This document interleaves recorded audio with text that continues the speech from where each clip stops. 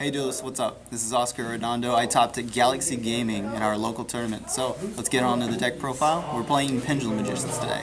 So we're running 3 Wisdom Eye. We're running three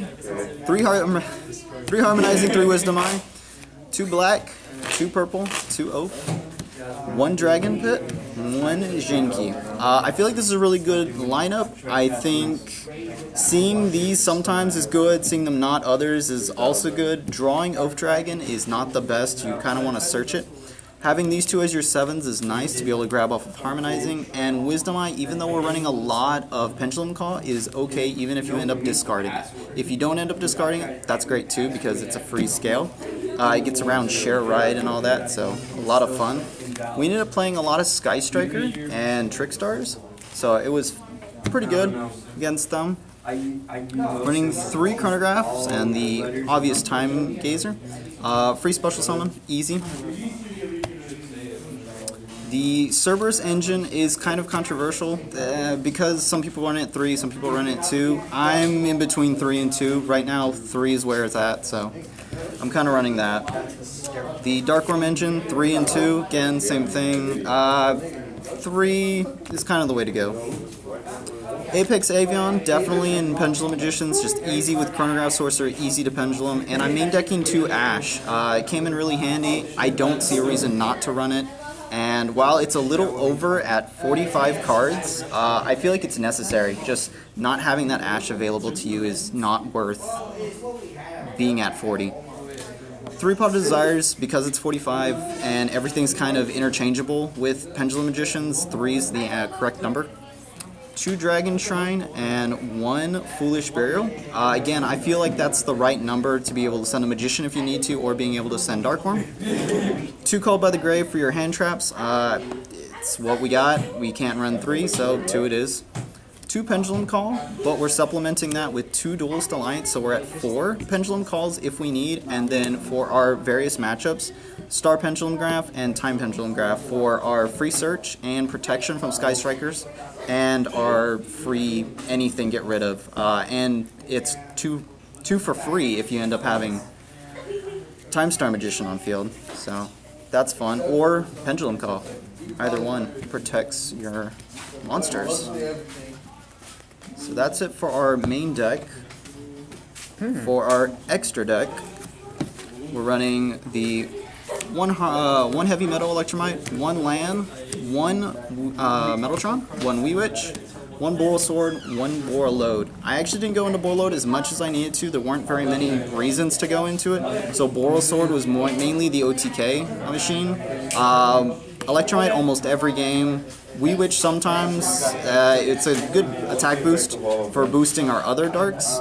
1 Supreme Queen Darkworm, 1 FA Dawn Dragster, and 1 Ignister. Again, good, free removal, free negates, and Regeki, plus 3k beater with Wee Witch.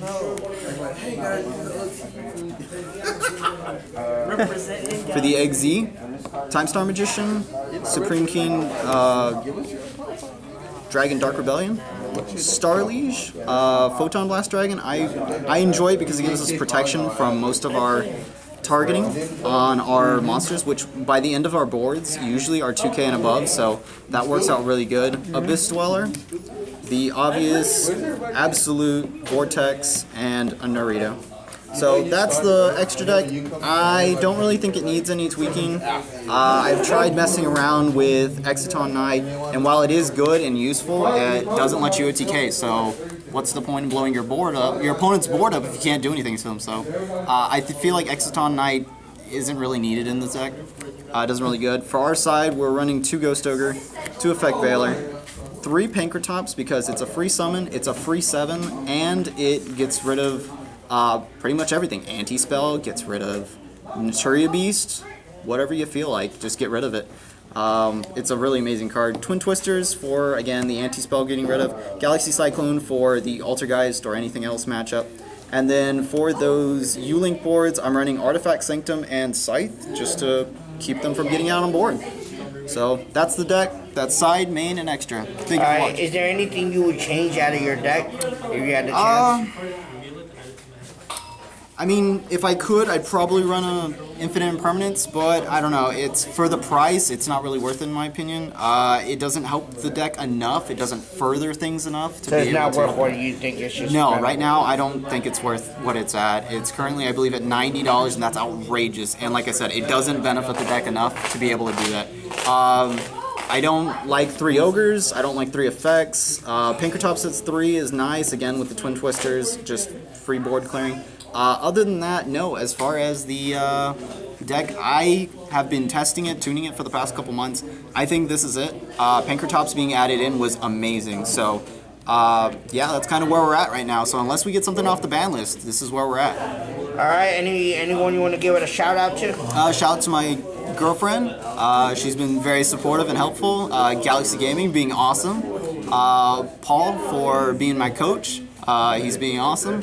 And yeah, pretty much all my group mates that I know. And Galaxy Gaming, so you guys are being awesome. Mm-hmm. Yeah. Alright guys. See ya. I hope y'all enjoyed it.